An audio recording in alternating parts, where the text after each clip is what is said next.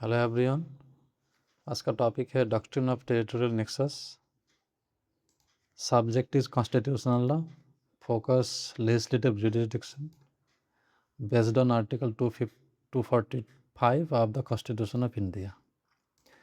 Meaning क्या है इस डॉक्ट्रिन का? The doctrine of territorial nexus is an exception to the general rule of territorial jurisdiction.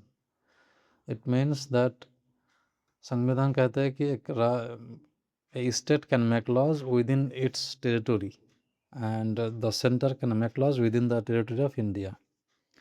So this is called territorial jurisdictions.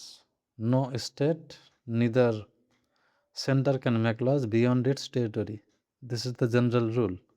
But the doctrine of territorial nexus is an exception to this rule. It allows the state legislature to make laws applicable outside its territorial limits. अपने limit से बाहर जाके भी कभी कभी exceptionally ऐसे कानून बना सकते हैं।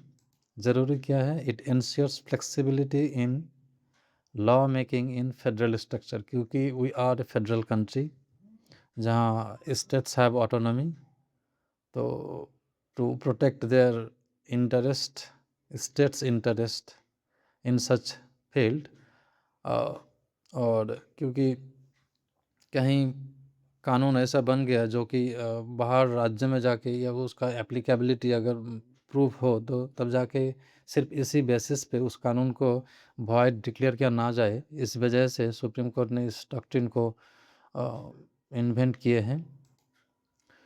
कॉन्स्टिट्यूशनल बेसिस क्या है? Derived from article 245 clause 1 of the constitution. General rule, state laws apply only within the state as a said. Exception क्या है? Laws can have extra territorial operation if there is a real and substantial connection and the connection is not illusory. Essential elements are, for valid application of the doctrine, territorial connection must exist. दो राज्यों के बीच एक connection होना बहुत ज़रूरी है इस doctrine को अप्लाई के लिए। The connection must be real and substantial. ये रियल होना चाहिए, सिर्फ इल्यूजरी नहीं होना चाहिए। The liability sought to be imposed must be relevant to that connection. If these conditions are fulfilled, the law becomes constitutionally valid even if it affects person or property outside the state. Case law है state of Bombay versus RMD, देख लीजिएगा। Thank you.